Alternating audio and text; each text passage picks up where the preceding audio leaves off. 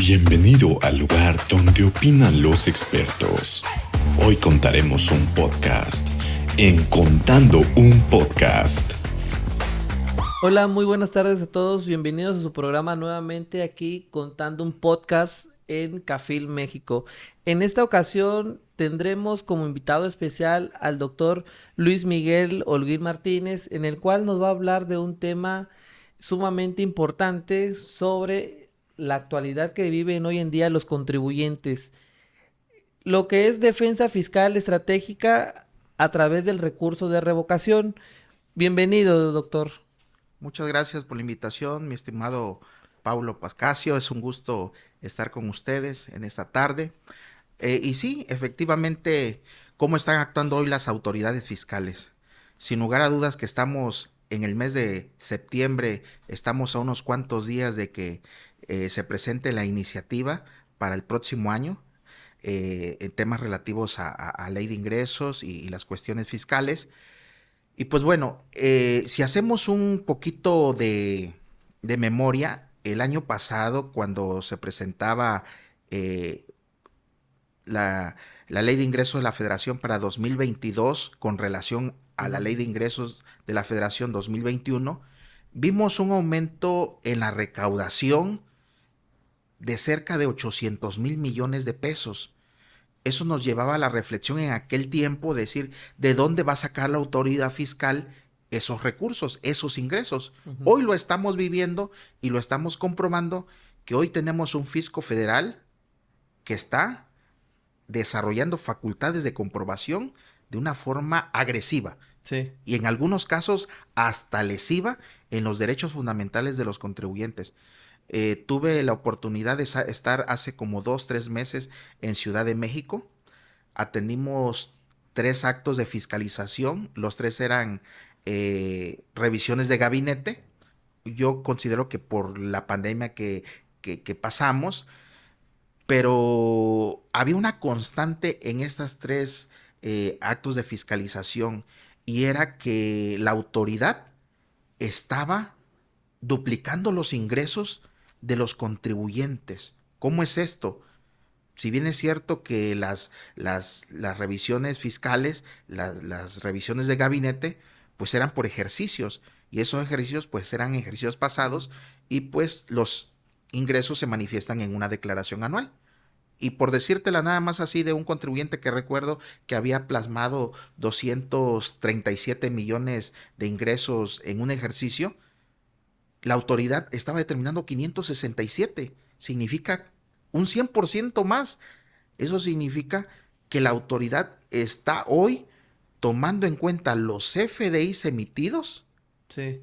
y los depósitos en la cuenta de bancos, y le revierte la carga de la prueba al contribuyente y le dice, aclárame esto. Si un contribuyente no aclara, pierde la oportunidad, y eso va a terminar en un crédito fiscal. Eso es una empresa. En otra, una empresa había manifestado, eran 800,000 millones de ingresos en un ejercicio, y la autoridad le estaba determinando casi 1,600 millones. O sea, hay una constante como en duplicar los ingresos bajo esta misma tesitura. O sea, estamos viendo a un fisco federal que necesita recursos para terminar los proyectos del Tren Maya, los temas de las pensiones, los programas sociales. Y bueno, se nos dice que hace unos meses pues ya inauguraron la refinería, pero pues eso va a tardar mucho, necesita más dinero.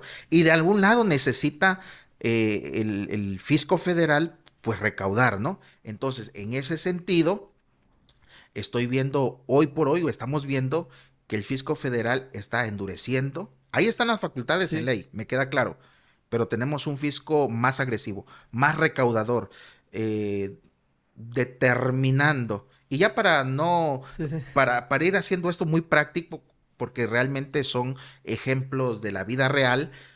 El día viernes estaba atendiendo un asunto, me llegó al escritorio el viernes pasado, de un contribuyente al cual le habían hecho igual una revisión de gabinete, y la autoridad le estaba aportando información de sus cuentas bancarias, que le había proporcionado la Comisión Nacional Bancaria y Valores y se la aportaba el contribuyente en los términos del artículo 63, párrafo segundo del Código Fiscal de la Federación. Entonces, se le da la oportunidad al contribuyente para que en 15 días, pues manifieste lo que a su derecho convenga. El detalle es lo siguiente, que revisando el expediente me doy cuenta que esa auditoría empezó en octubre del 2021. Estamos hoy en septiembre. Prácticamente estamos a un mes y medio de que esa auditoría finalice. Entonces, tenemos 15 días. Y si le sumamos a ese todavía los 20 días que tenemos después de notificada el oficio de observaciones, pues la autoridad anda rayando en los tiempos. ¿Qué va a pasar aquí? ¿Sabes lo que le aporta la autoridad al contribuyente? Le aporta un documento de 1000 hojas, donde prácticamente 900 hojas son el desglose de las cuentas de cheques, y le aporta 8 anexos, cada anexo como de 200 hojas. Lo que quiere la autoridad es que el contribuyente le solicite una prórroga para poder contestar todo ese inmenso caudal de información que presenta. Pero lo que la autoridad no nos dice entre líneas es que quiere la motivación para una ampliación. O sea, cómo la autoridad de alguna manera también, de una forma, vamos a poner, con conocimiento de causa, pues realiza estos actos, sabiendo que necesita la motivación para una ampliación. Entonces, eso me lleva también de este lado, como contador, como abogado, pues si voy a asesorar a mis clientes, a los contribuyentes, pues decirle, miren, los actos de fiscalización se están llevando bajo esta tesitura, bajo esta temática, entonces hay que curarse en salud. Así es, y fíjate que muy cierto lo que dices, estimado doctor, ¿no? Si bien es cierto, recordemos también que al inicio de este sexenio, ¿no? El Poder Ejecutivo dijo no va a haber impuestos nuevos, pero de cierta manera incrementó el nivel de fiscalización, pero ahora bien, fíjese que el día de ayer, pues también que usted comentó sobre el paquete económico que sale todos los años. La jefa del SAT Buenrostro, Raquel Buenrostro, especificó que no iba a haber paquete económico para lo que es el ejercicio 2023. ¿Usted cree que esto afecte para los contribuyentes o que sea una tranquilidad tributaria, que no va a haber ninguna modificación? Es una buena pregunta, mi estimado Paulo. Fíjate que sí, vi la noticia, efectivamente, que no va a haber cambios en las leyes fiscales. Por una parte, pues da un poco de tranquilidad, por lo menos, a los contribuyentes, en el sentido de que lo mismo que está imperando en este momento es lo mismo que va a seguir imperando en el 2023. No hay cambios, no se prevén, ¿no? Lo anunció de manera anticipada, que no se prevén cambios. Hay un principio de certidumbre jurídica, ¿no?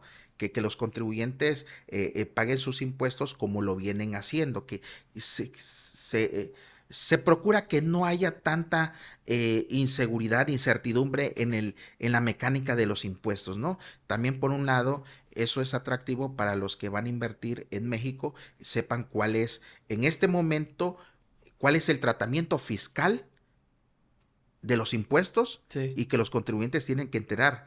Entonces, por un lado, pues sí da certidumbre, no te voy a decir que no, pero por el otro lado también, todas aquellas firmas, ¿no? Que ya estaban proyectando sus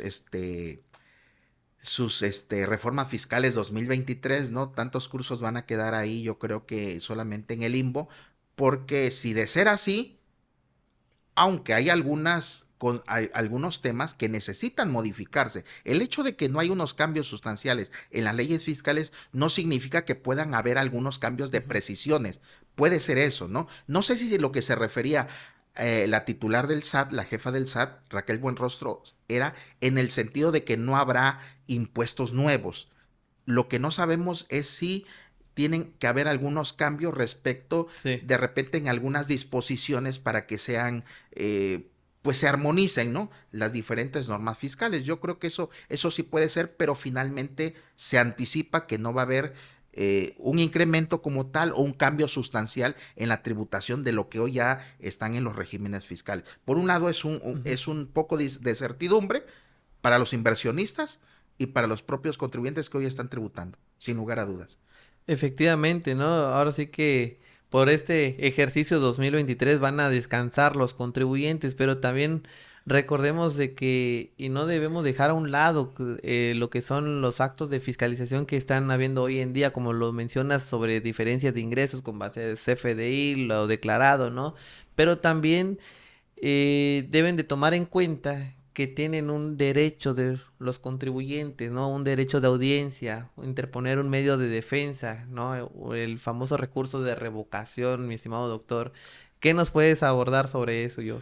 Qué bueno que lo señalas, mi estimado Pablo. Fíjate que sí, efectivamente, como lo señalas, finalmente en la Constitución encontramos los derechos fundamentales de todas las personas y de los contribuyentes Ujú. también, porque estamos hablando en este caso de temas fiscales. En el artículo 17 encontramos el derecho fundamental de acceso a la justicia, o conocido también como tutela judicial efectiva. ¿En qué consiste? En que toda persona, en todo contribuyente, tiene derecho de acudir a los órganos jurisdiccionales a que se le administre justicia. ¿Cómo debe ser esa justicia? Pronta, expedita, completa, imparcial, gratuita. Así debe de ser.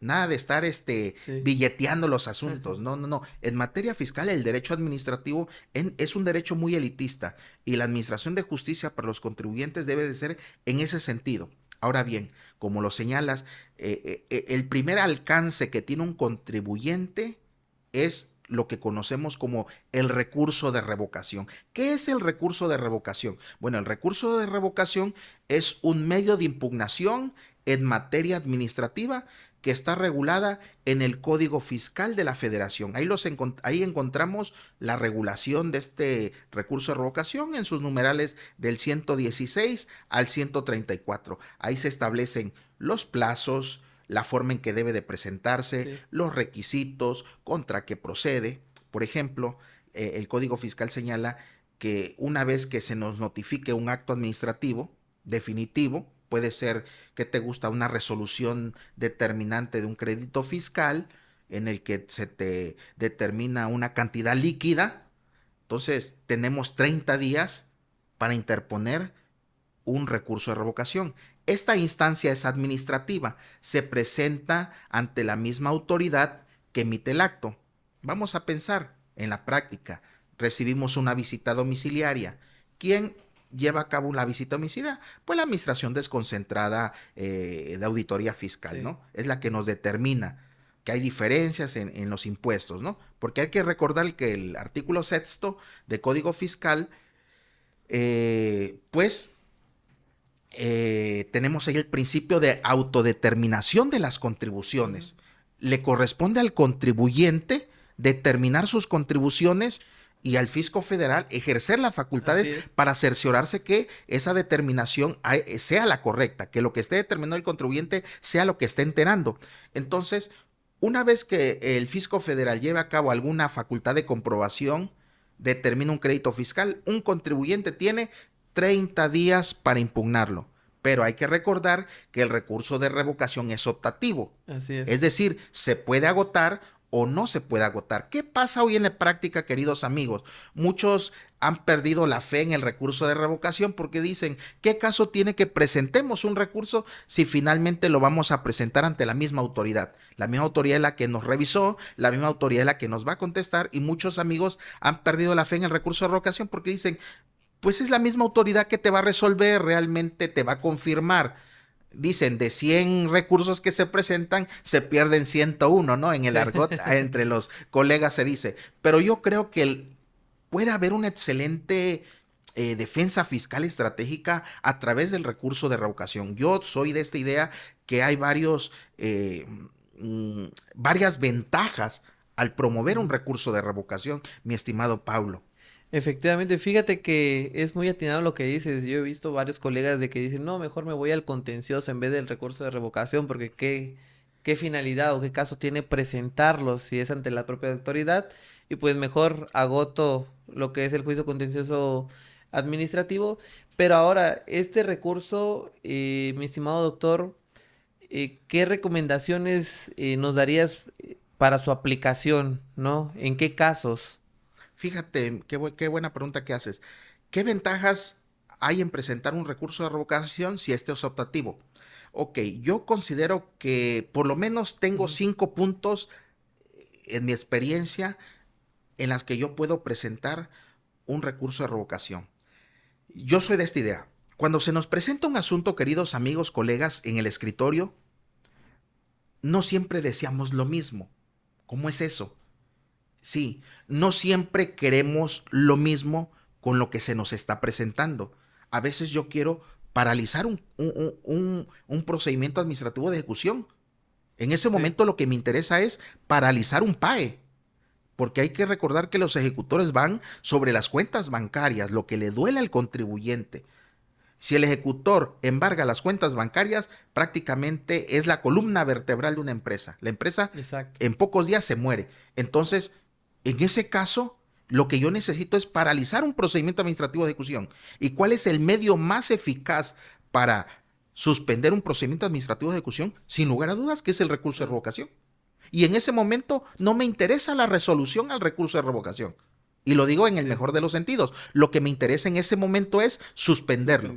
Y el 144 de Código Fiscal nos dice que con la sola interposición del recurso de revocación se suspende el procedimiento administrativo de ejecución. Esa es una chulada. Sí. Esa es una chulada. Entonces, imagínate, amigo, en la práctica, cuántas veces, y lo digo en el mejor de los sentidos, cuántas veces he visto regresar a un ejecutor porque el contribuyente promovió un recurso de revocación y con toda la amabilidad, porque hay que decirlo así, ellos hacen un trabajo, el SAT hace un trabajo, el abogado fiscalista hace otro trabajo, cada quien defiende la trinchera desde donde está. No somos enemigos, simplemente aquí se le proporciona porque hay gente que llega a ser un poco áspera y grosera con los servidores públicos. Yo creo que en la forma de tratarlos también, vengo a ejecutar un PAE, aquí está mi mandamiento de ejecución, dice el ejecutor. Digo, mira, aquí está, se presentó un recurso de revocación a través de buzón tributario, como lo señala el Código Fiscal, en el plazo de los 30 días, aquí está Macuse, porque hoy es por buzón tributario. El ejecutor se lo lleva sin problemas. Ya no desarrolla su acta de embargo, sí, lo suspenden automático. Entonces, así le hacemos en la práctica sin ningún problema y automáticamente se suspende el procedimiento administrativo de ejecución. Sí. En ese caso, es eficaz el recurso de revocación en contra del procedimiento administrativo de ejecución. Así es, y oye, la pregunta también más, o bueno, más bien la incógnita que hace, porque todo se lo cuestionan, ¿no? El fisco realiza lo que es el interés fiscal, o sea, lo garantiza a través del recurso de revocación o no lo garantiza. Esa es una buena pregunta, sí. Sí. Aquí en recurso de revocación no hay obligación para garantizar el interés fiscal. Mientras se resuelve el recurso de revocación, está garantizado el asunto. Si yo promuevo un recurso de revocación, no tengo necesidad, o sea, no tengo la obligación de garantizar el interés fiscal hasta en tanto no se resuelva y acuda a la siguiente instancia, que es el juicio contencioso. Exacto. El Código Fiscal dice que una vez que se resuelva el recurso de revocación, tengo 10 días como plazo para garantizar el interés fiscal. O sea, tengo todavía 10 días más después de la resolución. Pero no es la única, querido amigo, la única ventaja. Otra ventaja de presentar el recurso de revocación, te voy a decir en qué sentido es. Por ahí tenemos una jurisprudencia allá por el año 2013 de la segunda sala de la Suprema Corte de Justicia de la Nación. ¿Qué son las jurisprudencias, queridos colegas? Considerando que no todos los que nos escuchan, pues son abogados o contadores, ¿no? De repente hay público que nos escucha. Una jurisprudencia no es otra cosa que la interpretación que hacen los tribunales respecto de alguna norma y obviamente adquiere obligatoriedad para los tribunales aplicar esa jurisprudencia, esa interpretación en palabras sencillas. Entonces, esa jurisprudencia pues es obligatoria y obviamente cuando uno va a acudir a un órgano jurisdiccional a que se nos administre justicia, pues la aplica. Entonces, en ese sentido, allá por el año 2013, mira, estamos cerca de los 10 años ya no es un tema nuevo, que el recurso de revocación se constituye como la última instancia administrativa para aportar las pruebas que no se aportaron durante un procedimiento administrativo de fiscalización. Esto es interesante. Hace unos días di clases precisamente en una escuela aquí de este estado, de Tuxtla, maestría, y me decía una alumna que, oiga, maestro, fíjense que me dijo otro maestro que el recurso de revocación es la última instancia administrativa para aportar pruebas. Le dije, pues sí, porque si un contribuyente no la aportó durante un procedimiento de fiscalización, pues el recurso de revocación se abre como una oportunidad de última instancia, por decirlo así, para que tú aportes las pruebas. Sí, sí, sí. Porque hay que recordar que el juicio contencioso administrativo, pues se regula por un principio que se denomina principio de litis abierta. Exacto. ¿Y qué es eso del principio de litis abierta? Pues no es otra cosa que tú en juicio contencioso administrativo, en un tribunal federal de justicia administrativa, puedes hacer valer tantos conceptos de impugnación, argumentos lógicos jurídicos, que tú no hayas hecho valer en recurso. Sí. Si tú en recurso hiciste valer 5 agravios, porque en recurso se llaman agravios, pues en juicio contencioso puedes hacer valer los que quieras, 30, 40, 50. Eso se llama principio de litis abierta. Entonces opera el principio de litis abierta en cuanto a argumentos, pero no en cuanto a pruebas. Las pruebas deben de quedar en el recurso de revocación. Entonces ya tengo yo 2 elementos o 2 ventajas o 2 conceptos o 2 argumentos para promover un recurso de revocación. Entonces el recurso de revocación deja de ser ese medio de impugnación, si tú quieres, no eficaz, y lo voy convirtiendo en un medio de impugnación eficaz. Exacto. Que hasta este momento la sentencia es lo que la resolución es lo que menos me interesa. Solamente estoy logrando suspender un procedimiento administrativo con la sola interposición en el primer asunto que comentábamos, o en este segundo, que es dejar las pruebas, porque si más adelante en juicio quiero promover un pericial o aportar un pericial contable, pues va a ser sobre información que ya está en el expediente. Entonces, ahí te estoy dando 2 elementos de peso para promover un juicio con un recurso de revocación, perdón. Y uno más. Bueno, tengo 2 más, pero uno más. Ok.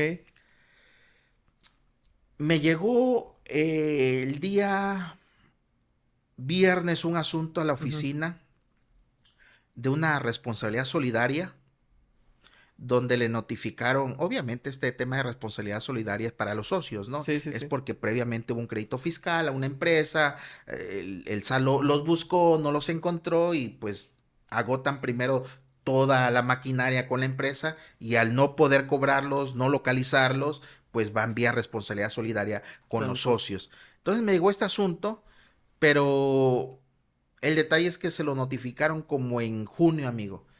Si hacemos el cómputo de los plazos de los 30 días, pues prácticamente fenecieron a finales de agosto. Ya estamos en septiembre. Y en ese caso, ¿qué hacemos? Sí. ¿Morimos de rodillas o morimos como buenos fiscalistas de pie?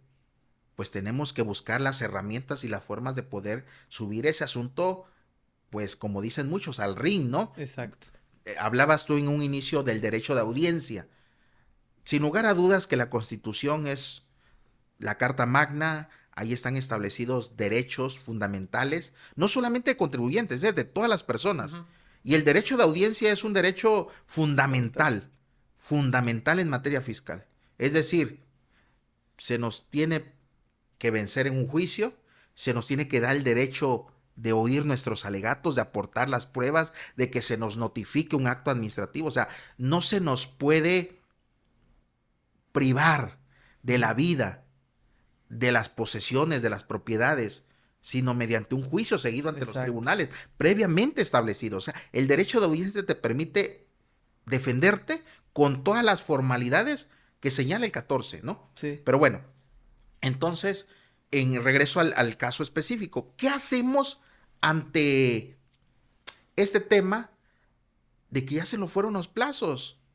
Por ahí Hay un amparo en revisión, el 2425/2015, imagínate, hace ya varios años, y por ahí salió una jurisprudencia del Tribunal Federal de Justicia Administrativa de junio del 2022, en el sentido de promover el recurso de revocación se convierte en una herramienta eficaz también para atender ese tipo de asuntos.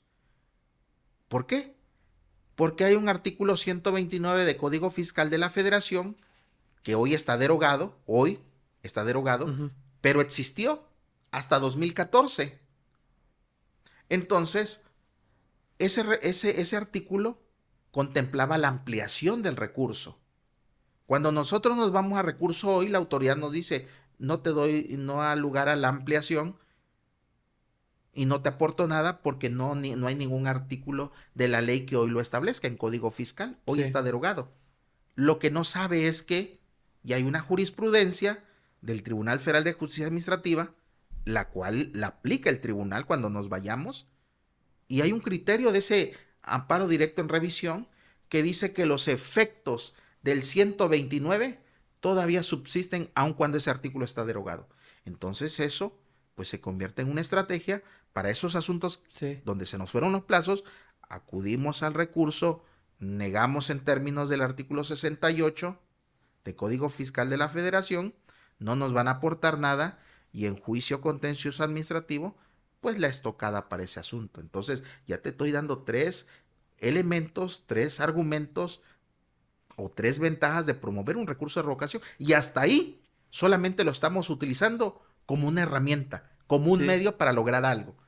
Entonces, ahora sí que primero hay que agotar la primera instancia, que es el recurso de revocación. Exactamente, con conocimiento de Sí. causa. Es decir, quizás cuando lean nuestro recurso no va a faltar algún jurídico que diga, este quiere que le ampliemos, que le demos término para Sí. ampliar sobre un artículo que está derogado. No, lo sabemos. Sabemos que hoy está derogado, pero también sabemos que está obligado a darnos término para ampliar nuestro recurso o darnos a conocer Ujú. lo que manifiesta el contribuyente desconocer. Ellos no lo van a hacer porque te van a decir, Sí. no hay artículo que nos obligue, pero lo que no saben es que subsisten los efectos, ya lo dijo la Corte.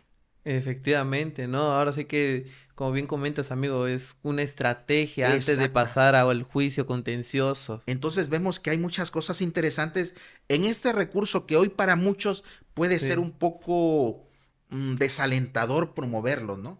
Sí, porque lo que primero quieren, ahora sí que, la mayoría de los contribuyentes, o inclusive que me ha tocado algunos asesores, de que a través del recurso de revocación dejar sin efectos el acto administrativo, cuando de cierta manera, pues puede ser más bien una herramienta para lo que es el juicio contencioso, ¿no? Exactamente. Nos Sí, estamos curando en salud.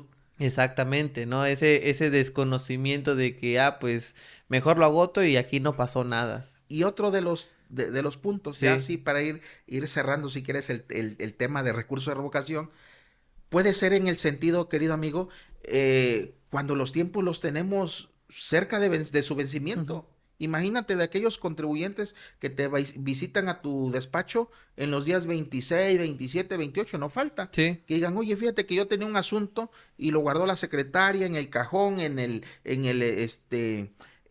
portafolio o donde sea, y van contigo a los 2, 3 días que terminen los 30 días.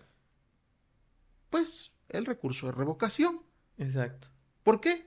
Porque es optativo y todavía tienes el juicio contencioso, es de litis abierta, así que Sí, tienes más tiempo para preparar una buena defensa.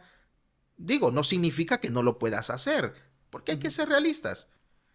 Hay expedientes donde la última acta parcial, el acta final son 200, 300 hojas. Entonces, leerlas todas en una noche tampoco es el caso, ¿no? Uno va sí, preparando su defensa, va preparando sus argumentos sólidos, pues para efectos de ser contundentes, ¿no? así es. Entonces, vemos muchas ventajas, mi estimado Paulo, en el sentido de promover un recurso de revocación, pero no promoverlo por promoverlo, sino promoverlo porque quieres Ujú, conseguir algo. Lo veo exacto. como una forma de conseguir algo a través del recurso de revocación. Sí. Y ahora sí que otra cosa que también, Otra característica del recurso de revocación, pues es, de cierta manera, se puede realizar de manera muy sencilla, ¿no? Ahora sí Exacto. que es, por así decirlo, un escrito libre, pero obviamente fundado y motivado, las causas legales, ¿no? Por así decirlo. Pero sobre todo también conocer que es una facilidad, una herramienta, como ya lo hemos comentado, y sobre todo que no se vayan directamente al juicio contencioso, ¿no? Sino que agotar esta primera instancia. Sí, hay tantas cosas que se pueden hacer, siempre lo he dicho, va a depender de lo que tenemos en ese momento en el escritorio y lo que se requiera, lo que Ujú. se requiera. Siempre, decía un amigo, siempre hay una solución en materia fiscal. Decía, ¿será? Yo creo que sí, yo creo que sí. Siempre digo, los conocimientos precisamente son para encaminarlos y aplicarlos en los asuntos que se nos presentan. Cuando denomino, por ejemplo, algunas pláticas que tengo como litigio fiscal estratégico o defensa fiscal estratégica, no precisamente es inventar el hilo negro, ¿no? Sí. Sino con los conocimientos que tenemos de código, de ley federal de procedimiento contencioso administrativo y de lo que la empresa necesita en ese momento, es presentarle la solución más apropiada con los recursos que tenemos. Y siempre va a haber una salida. Efectivamente. Muy bien, mi estimado doctor, muchísimas gracias por estar aquí en su programa. ¿Y alguna recomendación antes de concluir sobre lo que nos acaba de abordar del recurso de revocación? Sí, yo creo que sí. Tenemos, querida audiencia, primero tenemos que atender las facultades de comprobación. Sí. No hay que dejarlo en manos de cualquier persona. Me queda claro que hay muchas personas que ponen su mejor empeño, pero algunas situaciones pueden escaparse de las Sí. manos. Hay que recordar que hoy la autoridad, tuvimos una reforma en 2019 donde se modificaron 5 ordenamientos como el Código Penal Federal, el Código Nacional Ujú. de Procedimientos Penales, la reforma penal que se nos anunció. Entonces, hoy la autoridad, una forma de sometimiento, una forma también de poner al contribuyente en jaque es hacer lo administrativo, volverlo penal. Obviamente que es un tema especializado, pero por Sí. eso yo le digo que las facultades de comprobación se atiendan por expertos, por profesionales del derecho o de la contaduría que entienden los temas, ¿no? Ese es. Ayer me decía un amigo, perdón, estoy enojado con el SAT. Le digo, ¿cuántos años tienes? Y ya me dijo, no, pues 33, 34. Le dije, pues es que el SAT nunca ha sido buena onda, le digo, no sé por qué, no sé por qué la idea del asunto. Le digo, el SAT va tiene una función que es la recaudación, Exacto. es la recaudación.